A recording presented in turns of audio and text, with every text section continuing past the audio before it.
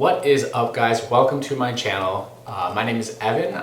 If this is your first time coming here, I own a 2005 Mustang as well as a 2003 Cobra. Thank you guys so much. We just recently passed 300 subscribers, which is nuts. Just like a week ago, we were in the 100s, I think like 150, 160. So that is ridiculous. Thank you guys so much. I appreciate all the comments, likes, shares, and subscribers. Now getting into it. So this is my first time in front of the camera, so expect tons of cutscenes because I don't really know all what I'm doing, but we're gonna go for it. As you guys can see right here, we've got my newest addition to the fam. This is Sheba. She's our 1-year-old pit, and I'm sure most of this video she's just gonna be doing this.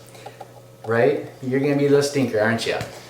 So in today's video, we're gonna do a little bit of a Q&A. If you guys are not following me on Instagram, my handle or @ is Top Quality Photography, exactly how it's spelled, in no spaces. On there, I'm going to be running probably like weekly Q&A, so any questions you guys have, it could be photography related, car related, about me related, whatever the hell you guys want to do. So getting into this, we're going to do what inspired you to get into photography. So that one's a funny one.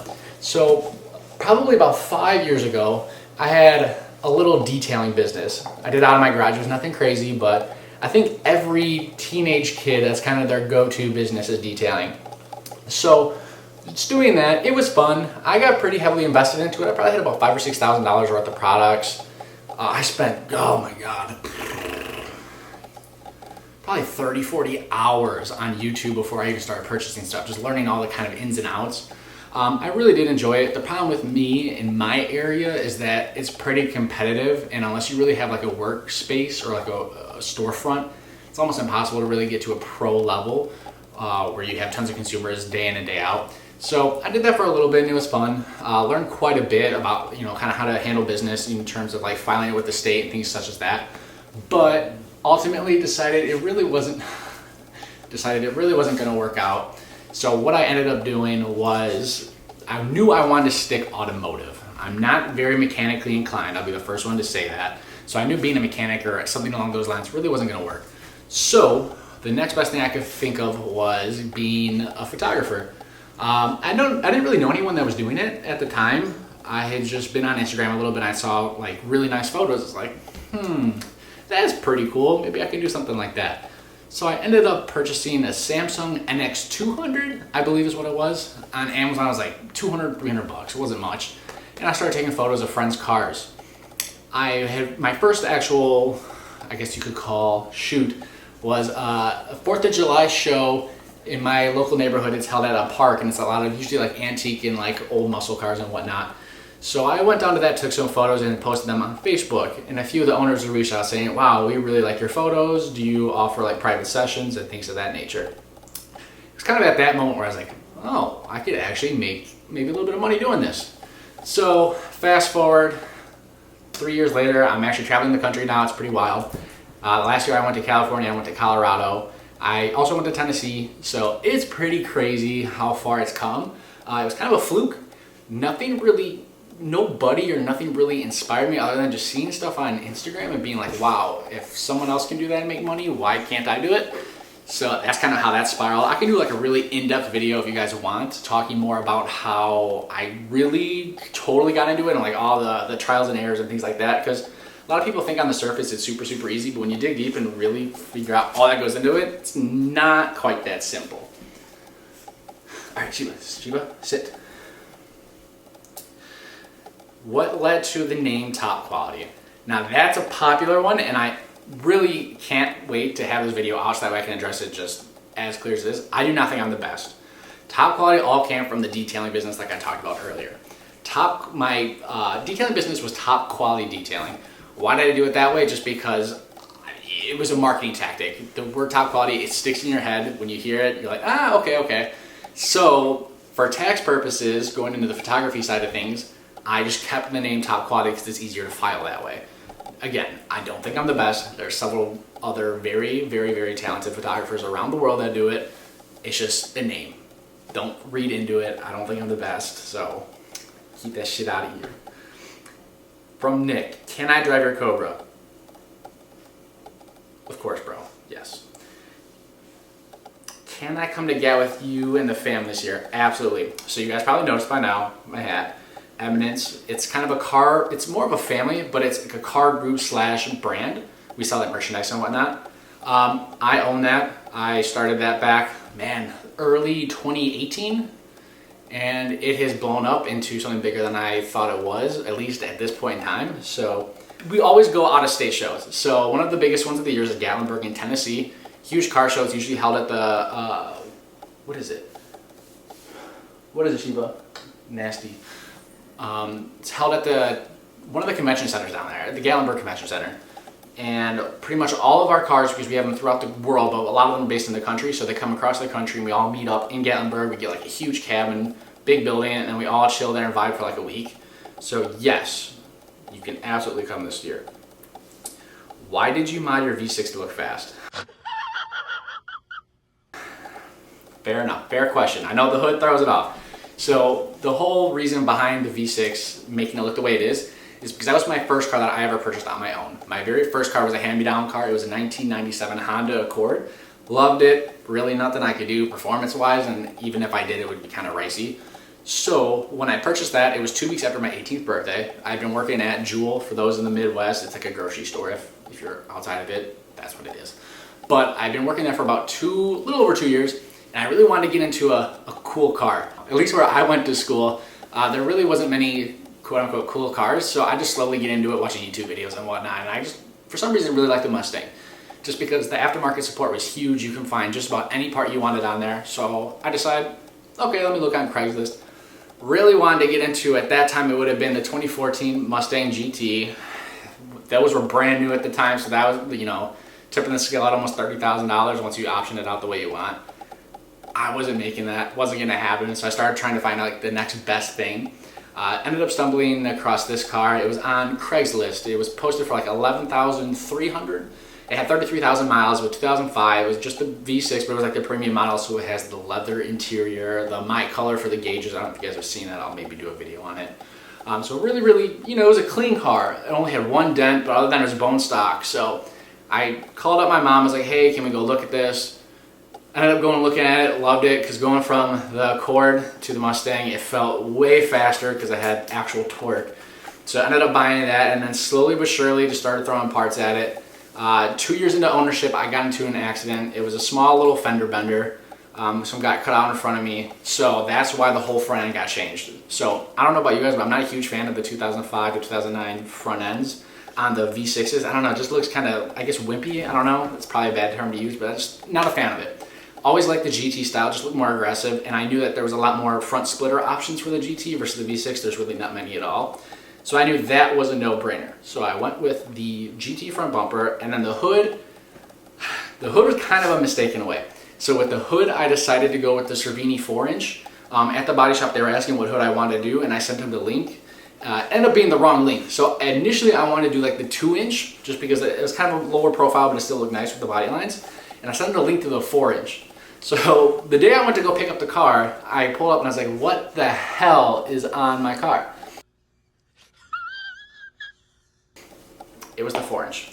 So long story short, that's kind of how the front end became to be what it was, is because A, it was an accident, and B, it was kind of my fault on sending the wrong part number for the front, for the hood. But at the end of the day, I'm kind of glad because it's different, it's unique. No one around here has that.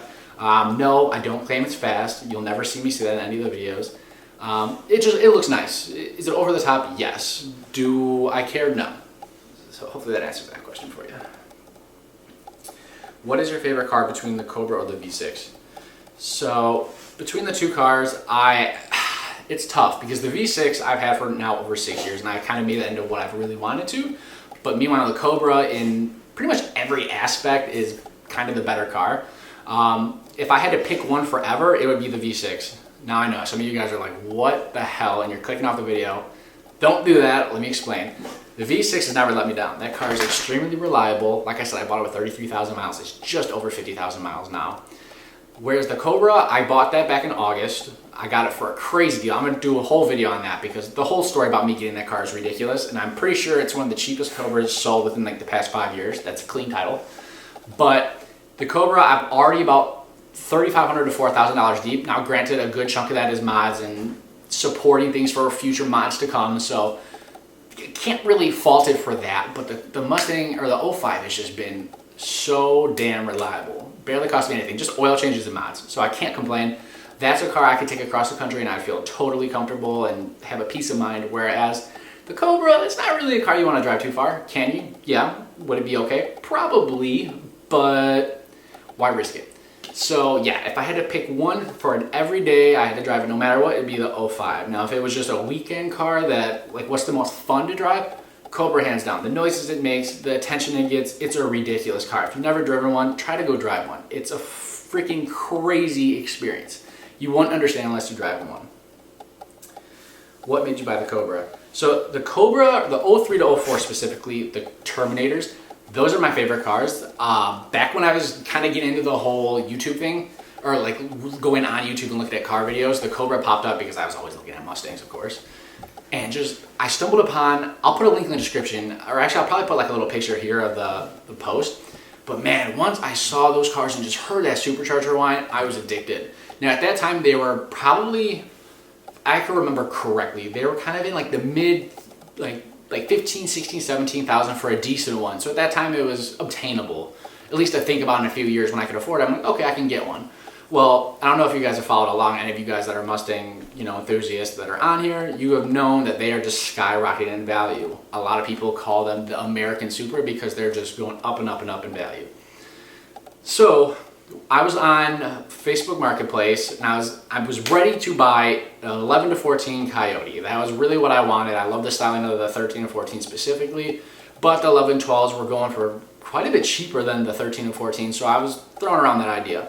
I actually made a deal with a guy in Nevada with a crazy, it was a 2013 built motor, it was a Gen 2 block sleeve that had the VMP, Gen 2R with the 69 millimeter pulley. I mean, every mod on earth. And this thing on E85 with the full 4 triple pump system, it was making like 950 wheel, which was crazy. So remember, my 05 makes 210 to the crank. Let's probably make like 170 wheel. Going to a car at 950 wheel, I probably would have killed myself if I'm being honest. So I had made the arrangements, we had agreed on the price, everything was good to go, but he was in the Navy. So it was gonna take about 2 months for him to get back. I, for some reason, went on Facebook and just started checking out other cars just in case there was a crazy deal locally that popped up.